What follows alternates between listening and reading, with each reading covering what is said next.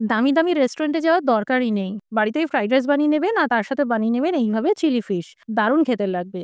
এর জন্য ভেটকির ফিলে নিতে হবে। ভেটকির ফিলে না পেলে আপনার আর মাছ, রুই বা কাতলা যেকোনো কম কাটার মাছ দিয়েও এই রান্নাটা করা যাবে। ফিলেগুলোকে ছোট, ছোট পিস করে কেটে নেওয়ার পর রসুন পাউডার বা রসুন বাটা, ১ চামচ আদা পাউডার বা আদা বাটা, ১ চামচ করে ঝাল লঙ্কার গুঁড়ো, সয়া সস, একটা মুরগির ডিম, স্বাদ মতন লবণ, ২-৩ টেবিল চামচ মতন কর্নফ্লাওয়ার পাউডার দিয়ে ভালো করে ম্যারিনেট করে লো টু মিডিয়াম আঁচে এই ফিলেগুলোকে বেশ মুচমুচে করে ভেজে নিন। অতিরিক্ত তেল সরিয়ে দেওয়ার পর প্রথমেই মিহি করে কুচানো আদা, রসুন, কাঁচা লঙ্কা ভেজে নিন। এবার কুচানো পেঁয়াজ দিয়ে ভাজতে থাকুন। ভাজতে ভাজতেই চৌকো করে কেটে রাখা ক্যাপসিকাম আর পেঁয়াজের পিসগুলো দিয়ে ভাজতে থাকুন। দিয়ে দিন ৩ চামচ চিলি সস অথবা স্বাদ বুঝে দিতে পারেন। জলে গুলে নেওয়া ১ চামচ সয়া সস দিয়ে দিন। ১ চামচ কাশ্মীরি লঙ্কার গুঁড়ো কালারের জন্য দিয়ে দিন।